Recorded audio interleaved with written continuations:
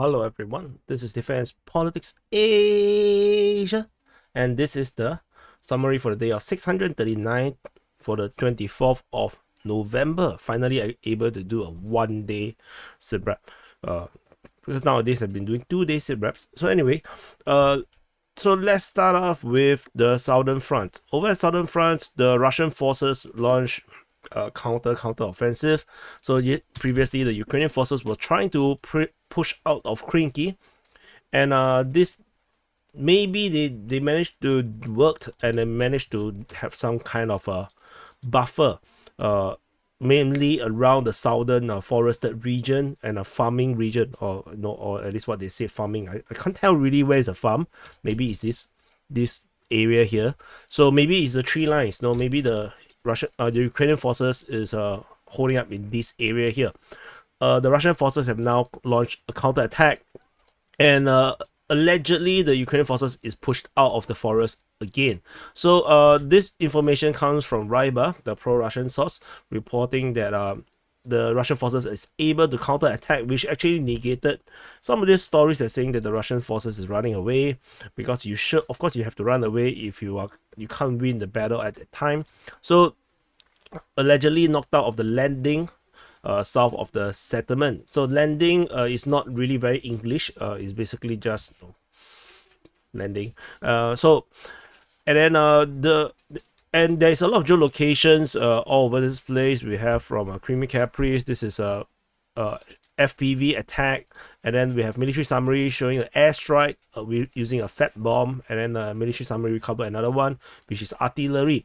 So yeah, FPV, artillery, and airstrike. Literally, the Russian forces is throwing everything at Krinky to basically wipe out whatever this beachhead is. So in a way, there is of course some theory that the Russians want the Ukrainians to keep coming, to keep sending forces into this kill zone. But another way, but yet when you look at it in another way, it looks like they are really trying to wipe them out at all costs, kind of thing, throwing everything at them.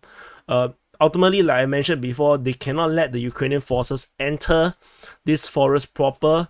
And if they start to spread out within this forest, it's going to be very, very troublesome for the Russian forces, especially if they went into the eastern side as well. And then this battle will become very extended. There will be a lot of not jungle warfare, but it will be a lot more like guerrilla warfare, forest warfare, where you can't really tell where the enemy is because it's all forest, and then it makes defense really, really hard. So so the Russian forces definitely want to squeeze them out, or at least wipe them out. Forest is a bad place, you don't want your enemy to enter the forest very much. If not, you can see how large this forest is. The Ukrainian forces can just penetrate and infiltrate into around the desert. There's actually a desert, in case you do not know. There's a desert actually literally in Crimea. You cannot imagine that, right? No, but it is true. So another geolocation of another airstrike, this time round over in the south of Pridniprovsk, and this airstrike shows that the Ukrainian forces actually have a position held around this Konka River bend, which allows them, actually I put the wrong color, it should be this color, and then it allows them to defend this position all around this area, especially around the railway, with especially this bridge here. I'm not sure if this bridge is still around. This is a railway bridge, but this is probably what the Ukrainian forces used when they actually went south, when they previously attacked Poima and Pshenivka. So that's all from the Southern Front. There is some geolocations that is usually on the northern bank of the river. I usually do not indicate them because it's just them, just the Ukrainian forces getting hammered by airstrike, drone strike, or artillery. But there was one around this area here where the radar got destroyed. But of course, like I said, the radar got destroyed. That is meaningless to you. So which is why I don't really cover such stuff. Over at the Zaporizhzhia Front, this is Zaporizhzhia city, and this is Zaporizhzhia Front. Over the Zaporizhzhia Front, we have some updates over at Orikhiv sector. This is the Orikhiv sector. The Russian forces went into the counter again, or like I said, counter attack. So where the Russians attacked Robotine direction as well as north of Novoprokopivka. Information actually comes from the Ukrainian Defense Ministries, and they said that the Russians attacked 5 times. This is an evening report. So at 6 p.m. local time, the Russians have already attacked 5 times from 2 different positions. And there is no morning report, or at least I'm not going to go to Facebook to try and find it. Usually the report don't differ by much, the morning report, like today's morning report. But I just got update this like this because I was waiting for the morning report, but I was tired, so I went to sleep. So when I wake up, it's already past noon in Ukraine, and there's no such report. I should have done it earlier, so you could have seen this report much earlier. Anyway, we have a geolocation of some destroyed armored personnel carriers at this position, geolocated by military summary. It may be something older. I'm not exactly sure is already destroyed, I think. So anyway, the footage was broken, so I cannot really check. So yeah, moving on from the Orikhiv sector, we go into the Velika Novosilka sector, which is here. This Velika Novosilka sector, in this area here, the Russians launched an attack around Prione region. This is a continuation of the fighting from the previous day. The Russian Defense Ministry reported that their Vostok group of forces attacked the Ukrainian airborne. The territorial defense, the 102 at Prione.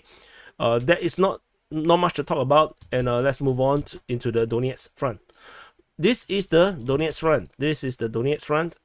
At the Donetsk Front, we have a geolocation of a previously already geolocated location, a stronghold. Rather, stronghold is just a position, a defensive position by the Ukrainian forces north of Mikhailsk.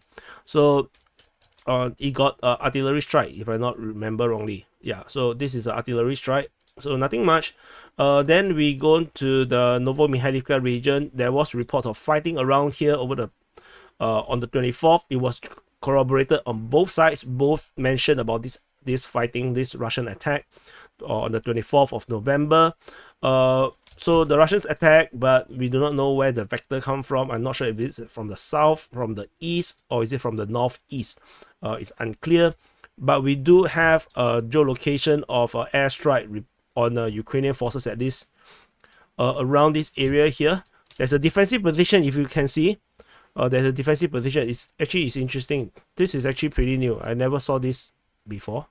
Yeah, I never saw this before. Actually, we can actually put this into the map. Do I have what do I write it? Entrenchment. Okay, so I'm gonna put this in since we are here now. This is new. I never seen this before. What the hell? What did I write just now? I'm so sorry. You're gonna wait. I thought I copied this. Copy. And then this paste. Okay. And I put the so we're gonna do that. So yeah, there's an entrenchment, a new entrenchment on the map. So this is the entrenchment I think that got hit by airstrike. So we move on. Sorry for the hiccup. Not hiccup like hiccup in the sense of a pause. Not so Marinka, the fake town continued to be fighting. The Russians continue to push over this area here. We do not have any more information about this weird report about fighting in the area of Khilkivka. So or Khilkivka or Georgievka. So move on to the Avdiivka Front. So this is the Avdiivka Front.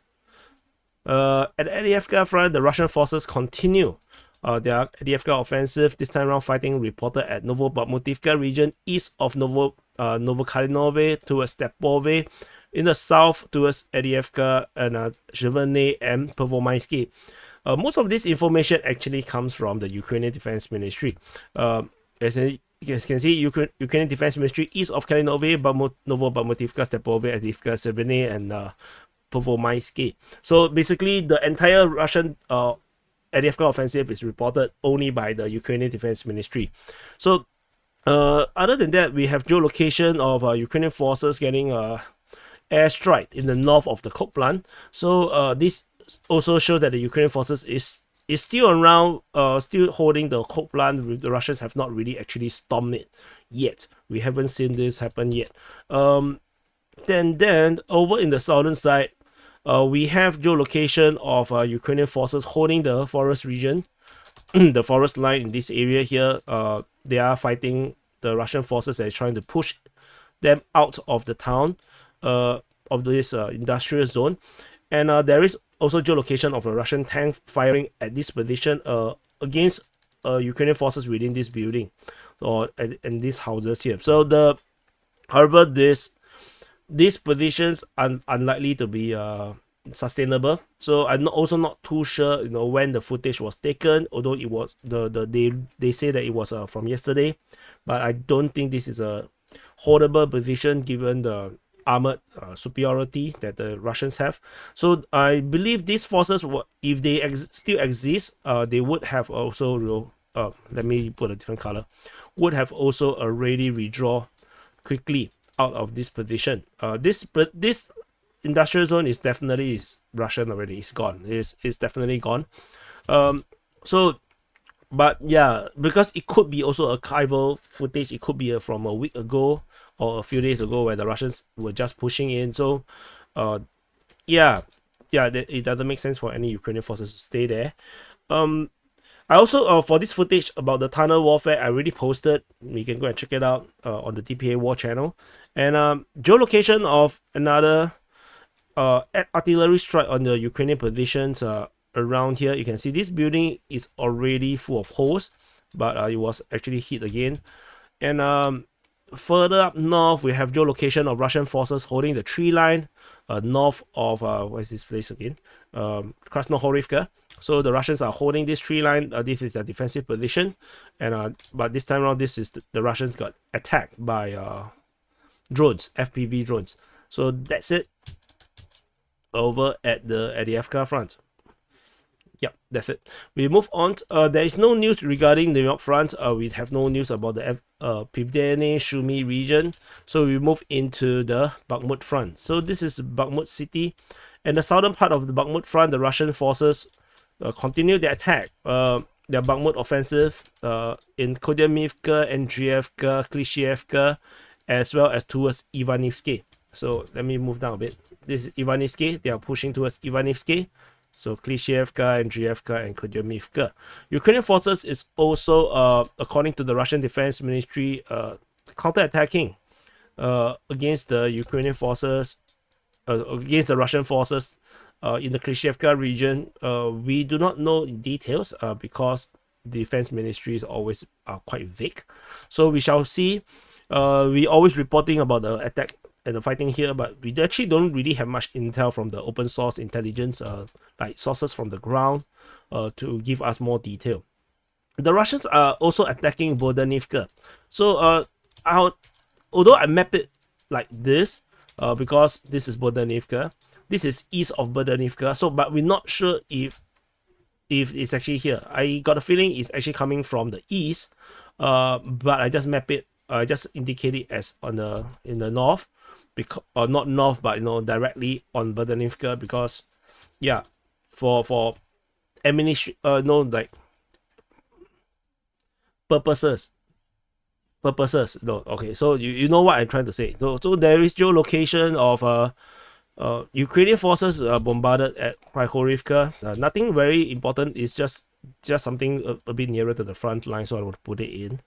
And then all the way at the northern edge, there is Russians attacking Vasyukivka, according to the Russian Defense Ministry.